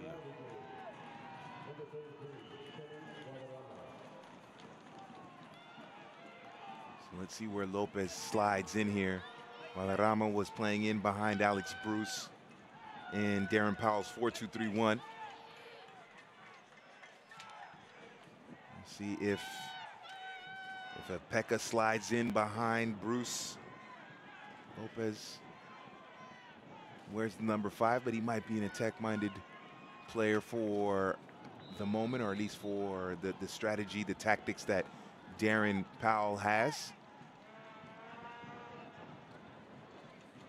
Right now, just in that holding midfield role.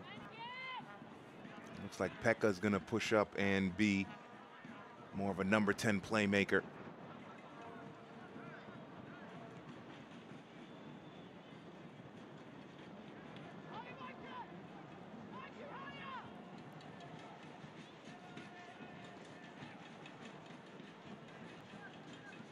Castillo adding another body into the attack as well. So Ben Cochran playing up a little bit, tries to lay it off, and that didn't connect well, but San Antonio keeps the possession.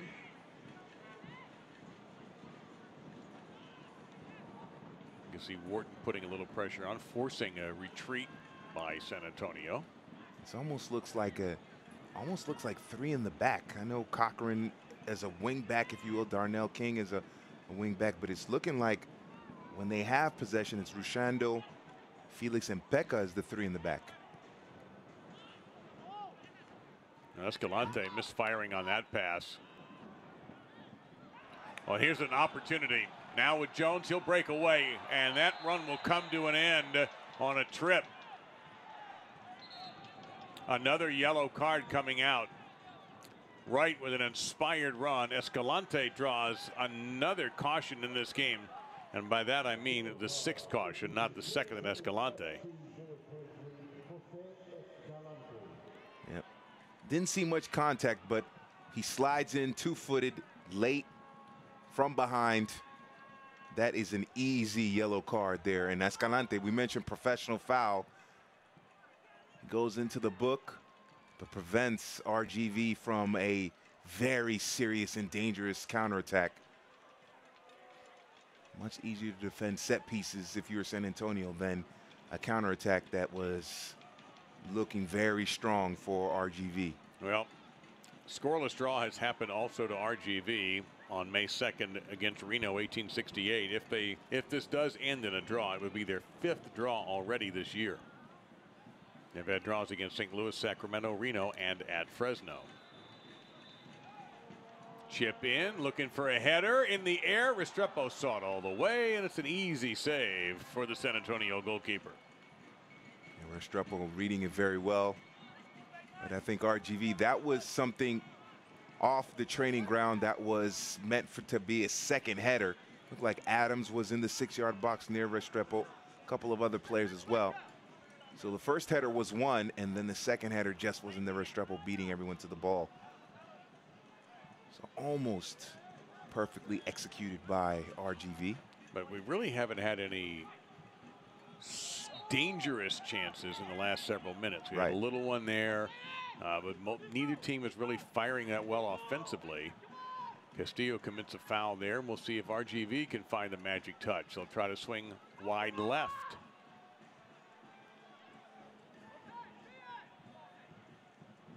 This could be interesting if Zaldivar can get there, and he cannot. Oh, Zaldivar, he was open, and they got the pass to him late, and then the pass out wide was just way too much weight on that pass. And that's Kyle Murphy. So he will get a few minutes in the game. Kyle Murphy, former RGV player, signed earlier this week by San Antonio, and let's see who's going to check out. It's going to be Omar Gordon.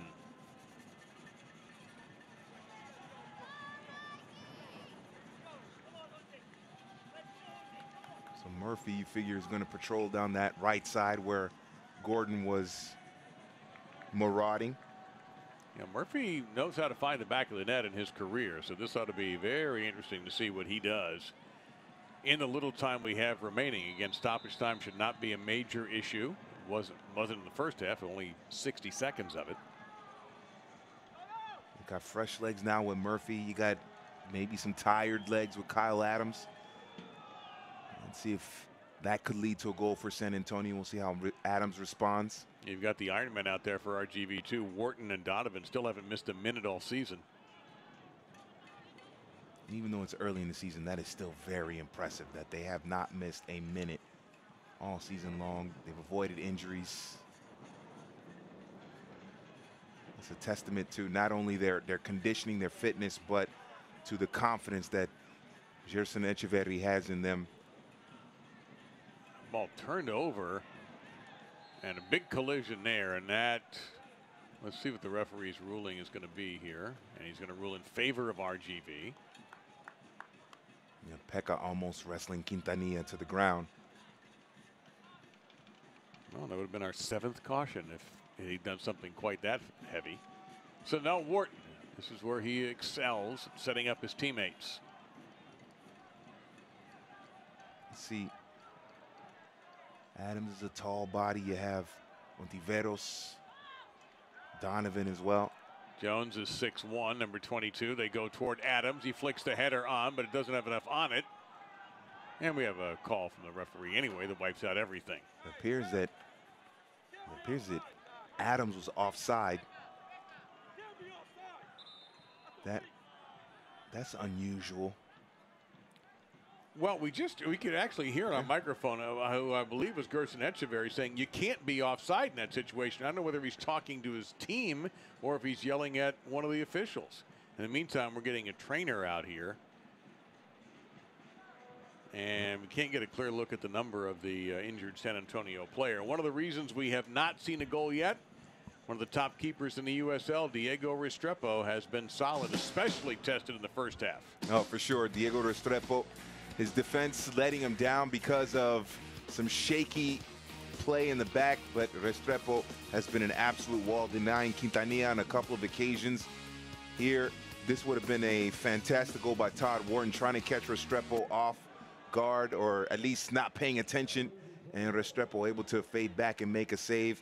He's had a couple of saves in the second half as well. He has been the man of the match, maybe for both teams. Diego Restrepo, he is the reason why San Antonio is in a position to at least pick up a point in this match. So Pekka was the player shaken up. He appears to be more than fine. In the 88th minute, that just may add a few more ticks to our stoppage time clock.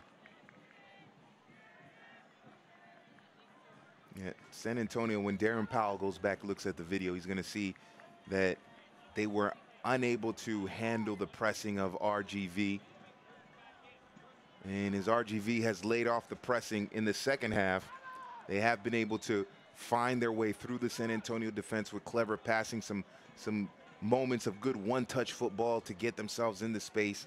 It's just been that finishing for RGV that has been the problem. Well, I don't want to say that. I can't say a problem because Restrepo's made a bunch of saves, but it's just beating Restrepo has been the last key in terms of winning this match, and it hasn't happened. They haven't been able to unlock that. 89th minute. Will we have a third scoreless draw on the San Antonio ledger and the second one by RGV? What we're going to have here is a card to Darnell King. There's our 7th yellow card. 5 cautions against SAFC and 2 against RGV, and that was a rough tackle, it appeared anyway on first glimpse. And Darnell King has been very active down that right side of the San Antonio defense. Oof, that is very late. Yep, coming in late on right. And he knows it. Oh yeah. How can you defend? I'm sorry, you're the best defense lawyer in Texas, couldn't get you out of that one. Well, this very rarely do you see a player actually admit to a yellow card offense. So you have to give Darnell King credit there. He knew that what he did was wrong or was against the rules. But encouraging, it's 0-0. We'll see if we get a goal here. But RGV, they have to be very encouraged with how they played in this match. They played attacking. They had chances. High pressing. They haven't had as many chances in the second half, though. I think the first half is when they really are going to, if this ends up as we have it now with no scoring, they're going to really, 4 minutes of stoppage time, really regret that first half when they had some fabulous opportunities. When you play that high energy pressing game in the first half, and then you have chance after chance against Diego Restrepo and you can't finish it, it's very frustrating. But it is a positive sign. You know, San Antonio's one of the best defensive teams over the last couple of seasons, and they were able to create a lot of chances. So if it doesn't lead to a goal, it's frustrating, but at the same time, as long as you're generating chances, the goals are going to come. Yeah, they got their reputation last year, and it wasn't just because of Restrepo either. It was their back line was so solid. And then if they did get beat, you had the goalkeeper there to clean it up. Mentioned 12 clean sheets. And the last substitution here going to be used by Echeverry. He's going to take Zaldivar out of the game and bring in number 15, Bryce Marion. I'm a little surprised Zaldivar didn't come off sooner. Looked tired? Yeah, he looked tired. There was a play in about, they made a play in about, I believe it was like the 70th minute where he had a pass and just rolled under his foot. Jones trying to get a clean strike, trying to get it to Quintanilla. None of that worked. Escalante. Will he get there first? Can he get there first? And a sliding tackle that time made by Donovan, coming a long way away to slow that play down. Yeah, well read by Connor Donovan. Did not have a game that to remember against Fresno in RGV's last game, but he has been solid in this game here. Good takeaway. I think that was Wright came up with that. Back to Adams. And miscommunication there. Yeah, Adams playing the ball long into space, and Wright was going to come back toward him so they could play the ball on the ground. And as you said, miscommunication. Perea. Get this to Wright. He is taken down again. I think that was King again who took him down. And King has to be careful. Even though we're short on stoppage time, he's had a yellow already. Yeah, this is a golden opportunity here for RGV. We said that San Antonio, maybe the best way they could get a goal was off of a set piece. Well, at this point of the match, maybe the best chance for RGV to get a goal is off a set piece. A little less than 90 seconds left if the referee holds true to the 4 minutes. Wharton. Look out for Adams on the bottom of the... Right to Restrepo. And Wharton was trying to swerve it in. get it to the head of Connor Donovan. It was flashing in the middle. But despite all that traffic, Restrepo reading the flight of the ball. I know RGV would have liked to pick up a goal, especially the way they played in the first half, but they can't be disappointed. That disappointed. Well, if this result holds, it'll be a 4-game unbeaten string for RGV. The problem is 3 of those are draws, so they're not going to really make any move up the ladder in the standings. They're in the bottom 8 at the moment. San Antonio in 8th will pick up a point, and this would be their 4th draw of the season. So I don't know how satisfied either team is going to feel at the end of this one. Sometimes a draw feels good. Right. I think if you're RGV, you felt good about a draw at Fresno. You may not feel that good about this one tonight. If there is a silver lining, and I'm the kind of person that, the glass is half full, try to be optimistic. Mine tends to be empty for some reason. It may be for a different reason. Oh, okay. I would say that the main thing is that they just couldn't beat Restrepo. That's basically what it comes down to. They were creating chances. San Antonio had limited chances. You look at the possession numbers in favor of RGV, but just couldn't beat Restrepo. So that's ultimately what it comes down to. And that is the end of this match. It's a 0-0 draw on the first of 3 meetings for the South Texas Derby. They'll do it again in August and in October. And the August meeting will be right back here at HEB. And a game with 7 cautions. Great goaltending from Diego Restrepo. A clean sheet for both goalies. Nico Corti really did not have to work terribly hard. He had a couple of chances in front of him, but San Antonio never really threatened him. I don't know, George, probably their best look was right before the end of the first half when King broke loose and Adams kind of interrupted that shot and kept it from becoming a real threat to Corti. But Restrepo made about half a dozen solid saves. Yeah, Corti didn't have anything to do really in the second half. It was a quiet second half for the RGV goalkeeper. And we look at the match highlights and we see that in the first half, look at that mistake by Darnell King. That might have been the best chance for RGV in that first half. King basically passing it to Wharton. Wharton made another great decision to lay it off to Enriquez, and it goes Restrepo making a big time save there, showing why he's one of the best in the league. This is all from the first half, and his chance after chance. Perea just a second earlier had a chance with his right foot, then he goes to the left foot, and then Enriquez, a clever little touch to get around King, and then another chance here by Perea. So it's unfortunate for RGV. They were denied by deflection and Restrepo, but in the first half, they were clearly the better side. They were the more dominant side. And how about if this one had gone in, Dave? That would have been a massive goal. That's either going to be the goal of the week or maybe a candidate for save of the week for the guy who owns that title right there, Diego Restrepo, who took a beating from the post. And then here's the aforementioned chance right before the end of the first half. King able to settle it, but he continued his run. Well done by Guadarrama to play it over the top. Look at the chip over the top. Well done. And then Adams does enough to keep up or to distract King or body him off the ball so that he can't get a clean shot on frame. Second half, pretty much the same story. Restrepo making big saves. You know, I wonder when you look at this again, his reaction, I wonder if he thought because he didn't get enough of it, it was going to go in. He looked behind him like, uh-oh, and it just popped over. I'm sure the goalkeeping coach will have some words with Restrepo about that save. And then a couple of chances here. This one here by Wharton goes wide, but Quintanilla had a great chance, but his first touch betrays him. And the positive part of that is that he was able to get a lot of attention, and Wharton was free to take that shot. RGV's next match will be against Spill Park. That's Saturday at 7:30 Central Time. And RGV will try to continue their unbeaten string. That's 4 straight without a loss. Our final for the final time, a 0-0 draw between RGV and San Antonio. For our crew and for George Metellus, I'm Dave Lamont. We thank you for watching the United Soccer League.